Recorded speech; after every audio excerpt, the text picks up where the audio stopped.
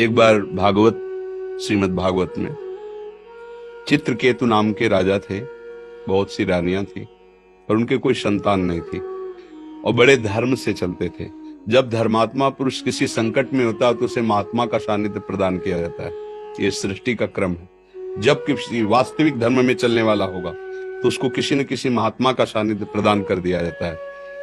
तो देवर्षि नारद जी और अंगिरा जी पधारे तो चित्रकेतु उदास चित्त बैठे हुए थे। तो कहा कि आप ऐसे उदास कैसे? जो धर्म का ज्ञान रखता है, धर्म से चलता है, उसके चेहरे पर उदासी ठीक नहीं होती।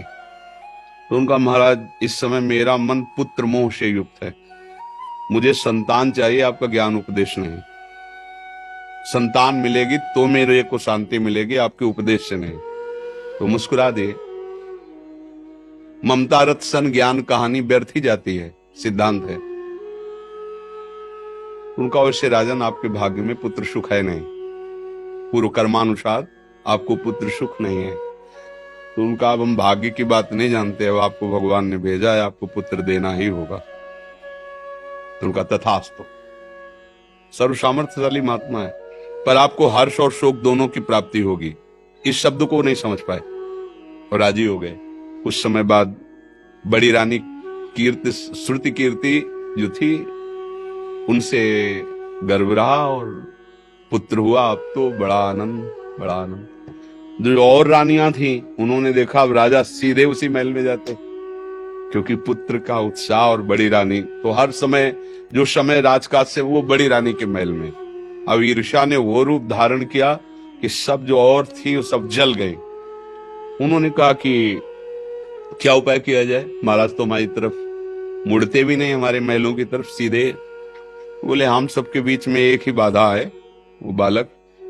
जब से वो आया तब से अगर वो, बोले हाँ ठीक, तो एक पर्सनल दासी को तैयार कर लिया, अर्थ आदि का प्रलोभन देके और दुग्ध में जहर मिलाकर रानी की अनुपस्थिति में पिला दिया और नवजात शिशु मर गया।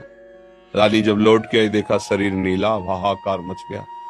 फिर राजा को जब खबर गई तो पछाड़ खा के गिर गए, दौड़ते आए। वो विकल थे, मैं प्राण त्याग दूंगा, अब तो जीवन। उसी समय देवर्षि नारद जी, अंगिरा जी फिर आ गए।